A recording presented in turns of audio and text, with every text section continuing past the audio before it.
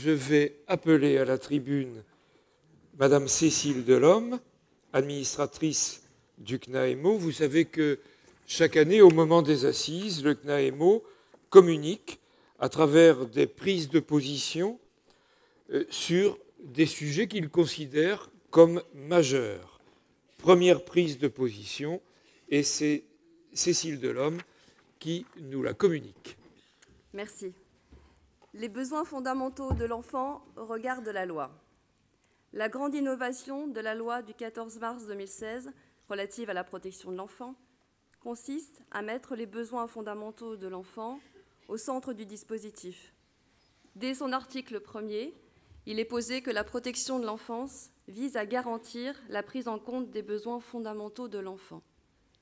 La centration sur l'enfant, au regard de son intérêt supérieur, de la réponse à ses besoins fondamentaux, au service de son développement, correspond à une vision européenne dite des politiques stratégiques d'investissement social, dont celle de la protection de l'enfance. Ainsi, dès 1990, la Convention internationale des droits de l'enfant promettait de défendre et de protéger les enfants, de répondre à leurs besoins essentiels et de leur donner davantage d'opportunités de s'épanouir pleinement. Le CNAEMO souligne ici une vision plus large et plus pragmatique des principes qui font la protection de l'enfance. Il y a la volonté de sortir des critères purement judiciaires, de danger et de droit, pour s'engager vers une évaluation reposant sur la façon dont les parents peuvent répondre aux besoins de l'enfant sans une aide extérieure. Le passage des notions de danger et d'intérêt de l'enfant à celle des besoins fondamentaux permettrait d'être plus pragmatique, plus opérationnel. Pour autant, des difficultés demeurent quant à la définition de ces besoins, qui dépendent des époques, des sociétés, des réponses, des modèles, des normes. Le CNAEMO pose en réflexion s'il nous faut hiérarchiser ces besoins et s'ils se valent tous. La démarche de consensus sur les besoins de l'enfant en protection de l'enfance, le rapport remis par le docteur Martin Blanchet au ministre des Familles, de l'Enfance et des Droits des Femmes, a travaillé sur cette vision partagée des besoins fondamentaux de l'enfant. 3 types de besoins ont été repérés.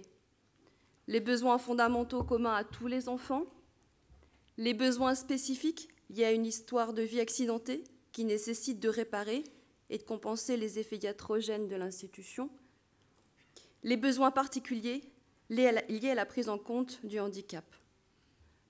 De façon plus détaillée, le groupe de travail a identifié les besoins physiques fondamentaux, les besoins affectifs, cognitifs et éducatifs, les besoins sociaux, aussi importants les uns que les autres, et au centre ou au-dessus, un méta-besoin dit le besoin de sécurité. Cette sécurité correspondrait à l'attachement, au besoin d'être investi, d'être accepté tel que l'on est, d'être reconnu de façon inconditionnelle.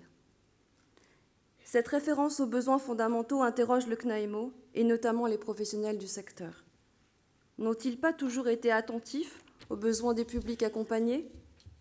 À partir d'une relation éducative, est-ce leur rôle de répondre à l'ensemble des besoins fondamentaux d'un enfant ? Ces questionnements que se pose le CNAEMO sont d'autant plus prégnants que la dernière réforme de la protection de l'enfance partait d'un constat sévère. Un dispositif qui ne répondait pas aux besoins de l'enfant, des réponses inappropriées, des enfants accueillis marqués par une forte prévalence des troubles de développement. Le CNAEMO considère que la loi du 14 mars 2016 répond à ces enjeux en prévoyant une actualisation des repères et des connaissances par la construction d'un référentiel partagé. Les objectifs, repérer les écarts à la norme de développement chez les enfants, percevoir l'impact des négligences sur le devenir des enfants, relier intérêts, droits et besoins de l'enfant. Pour autant, ce changement de paradigme ne risque-t-il pas de poser les professionnels en experts des besoins de l'enfant face aux parents ? Plus largement, il semble que c'est la place même des parents qui est interrogée par la redéfinition des fondements de la protection de l'enfance. La loi du 14 mars 2016 ne reprend pas l'orientation de la loi du 5 mars 2007, qui affirmait la place prépondérante des parents dans l'exercice des interventions. A contrario, la primauté de la satisfaction des besoins fondamentaux de l'enfant pourrait amener à opposer ceux-ci aux besoins, voire aux droits des autres personnes, et notamment ceux des parents. Dans ce sens, les parents semblent davantage être positionnés comme des personnes parmi d'autres dans l'environnement de l'enfant que comme des acteurs avec qui le travail de coéducation est possible. Cette position semble également perceptible dans les dispositions relatives au projet pour l'enfant. Celui-ci n'est plus co-réalisé entre les représentants de l'aide sociale à l'enfance et les parents, mais établi en concertation avec les titulaires de l'autorité parentale. Néanmoins, au-delà des controverses idéologiques, le CNAEMO affirme que les besoins de l'enfant et droits des parents ne sont pas nécessairement à opposer. Il n'est pas impossible de se centrer sur les besoins de l'enfant et d'accompagner les parents en même temps. Parler de besoins fondamentaux devrait alors renvoyer à une responsabilité collective. Qui peut répondre aux besoins fondamentaux ? Dans cette optique, le CNAEMO nous invite à sortir d'une approche linéaire, besoins non satisfaits ou pas accomplis, danger, risque, alerte, pour voir les besoins non satisfaits comme autant d'opportunités à travailler dans un contexte où les parents et les professionnels sont impliqués pour apporter une réponse collective. Je vous remercie.